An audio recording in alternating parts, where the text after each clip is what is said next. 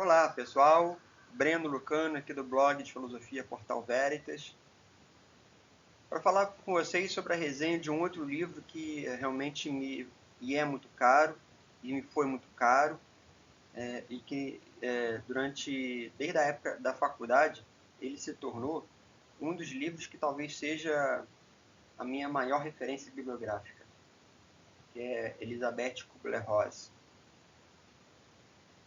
Michel Onfray dirá que a filosofia ela se concretiza a partir de uma experiência autobiográfica. A filosofia, portanto, ela se concretiza na vida das pessoas. E é por isso que eu gosto muito de ler biografias. Essa daqui é a primeira biografia que eu apresento à resenha. E é justificando essa perspectiva onfraiana que eu trago para vocês A Roda da Vida. Eu conheci essa autora, Elisabeth Kubler-Ross, na época da faculdade, um pouco antes da faculdade, na verdade. Eu tinha uns 19 anos, mais ou menos. Ela estava viva ainda, ela morreu em 2005, essa autora. E ela é uma psiquiatra. Ela é uma psiquiatra especializada naquilo que nós chamaremos hoje de tanatologia, né? A experiência da morte.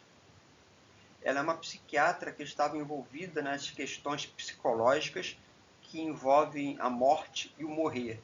Pacientes terminais, muitos de câncer. Posteriormente, nos anos 80, vai pegar também pacientes que morriam de AIDS, levando em consideração que hoje praticamente não se morre mais de AIDS, mas nos anos 80, quando surgiu a AIDS, ela cuidou muito desses pacientes também, em já estágio terminal. E esse livro aqui, então, A Roda da Vida, é uma autobiografia dela. Ela foi lançada pela editora Sextante.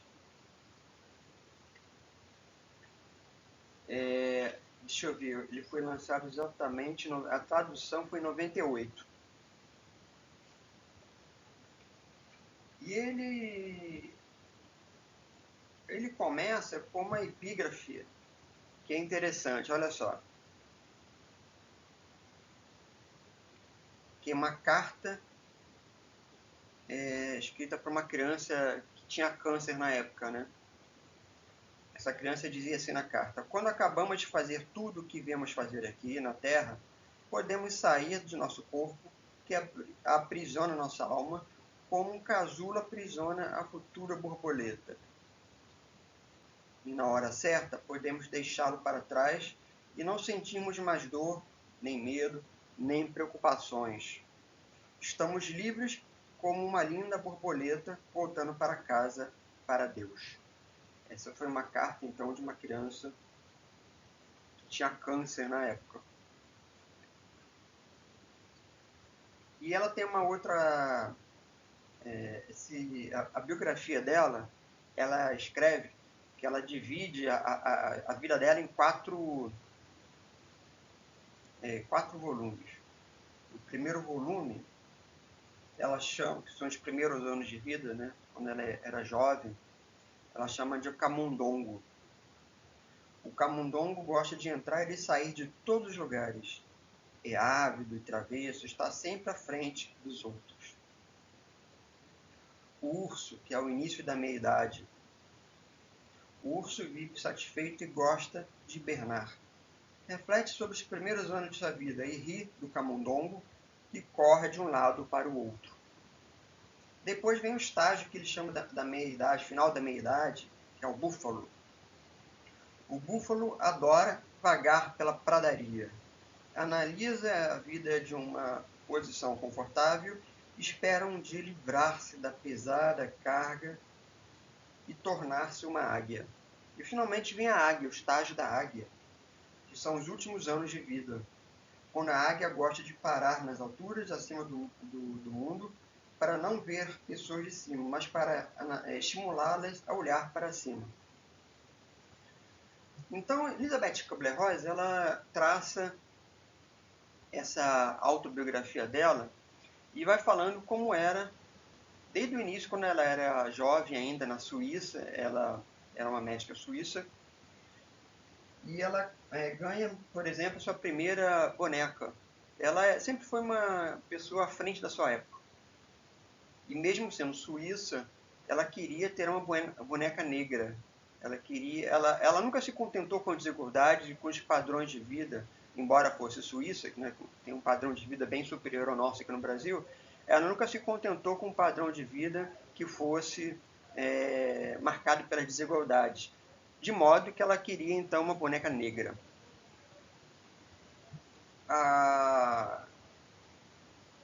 Então ele vai marcando, por exemplo, fases da vida dela, né? Ela queria se tornar médica para ajudar as pessoas. Inicialmente, quando ela consegue entrar na faculdade, ela tem a primeira experiência de morte dela, e ela entende, na verdade, que a morte era um tabu para ela, né, para a faculdade.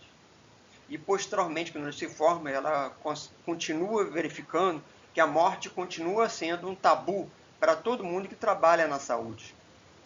As pessoas na saúde, e eu como enfermeira, eu vejo isso, as pessoas evitam falar sobre a morte. É como se a morte fosse o fracasso delas enquanto profissionais da saúde. Então a morte é sempre colocada de lado. E ela tem, né, durante, acho que é a residência, acho que um pouco antes, eu tenho que relembrar o livro, uma experiência de fazer um seminário numa universidade de algum tema novo, e ela escolhe falar sobre a morte. E ela leva pacientes terminais que ela cuidava. Não para falar sobre questões clínicas, o fígado está assim, está assado, o câncer está assim, está assado, questões laboratoriais, não. Ela quer saber o que a pessoa está sentindo, quais são as angústias, quais são as questões psicológicas pendentes que vão fazer com que ela sofra.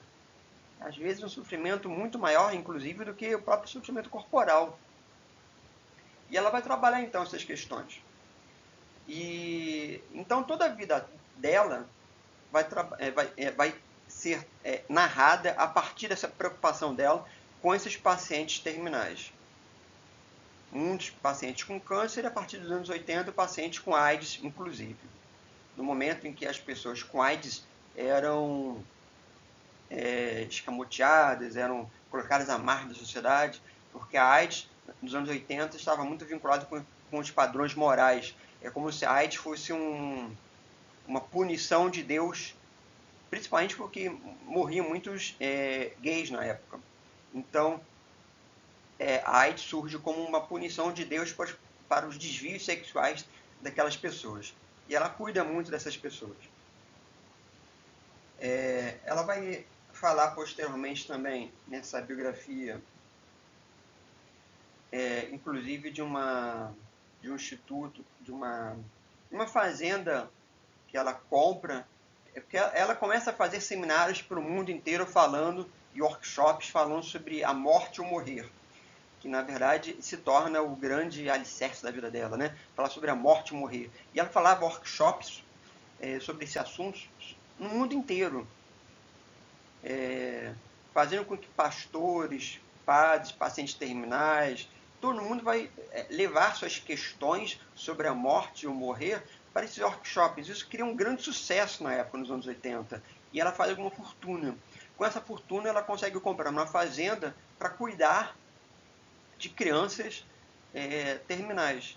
E aí ela conta na biografia que ela sofre problemas porque os fazendeiros das localidades não queriam que ela levasse crianças aidéticas para cuidar delas, crianças abandonadas para cuidar delas, crianças que a sociedade não queria, então eles abandonavam mesmo, e ela pegava essas crianças para cuidar delas na fazenda, fazer um mini orfanato, entendeu, de crianças aidéticas.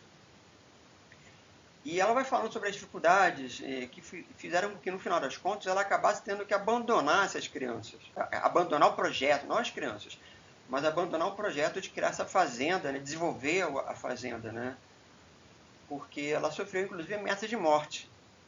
As pessoas naquela época achavam que cuidar de crianças aidéticas significava trazer a doença para os condados, para aquele condado, né?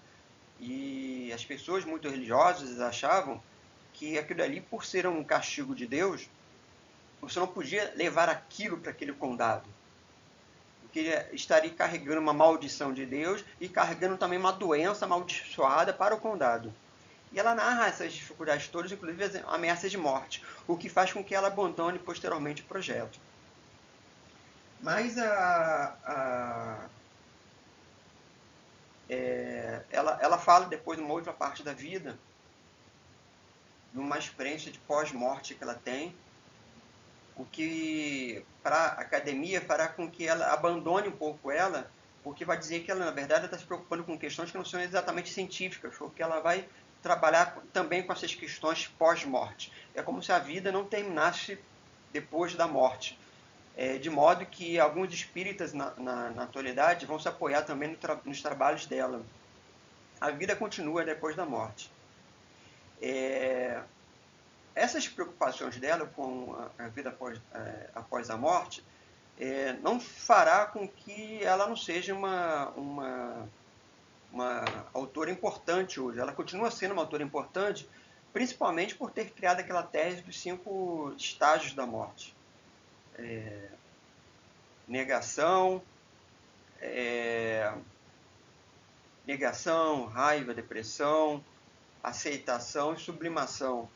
Esses estágios eles continuam sendo debatidos ainda hoje, isso está extremamente atualizado e é utilizado inclusive em outras instâncias, não a partir só da morte, mas para qualquer paciente que sofre perdas.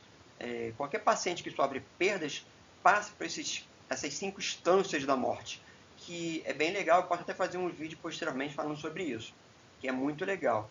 Então, assim, não deixe nunca a oportunidade de ler esse livro. Leia esse livro. Ele é muito legal e enriquece muito as experiências que todos nós temos. Eu acho que é muito legal para que nós possamos amadurecer psicologicamente e amadurecer a nossa experiência e a nossa aventura da vida.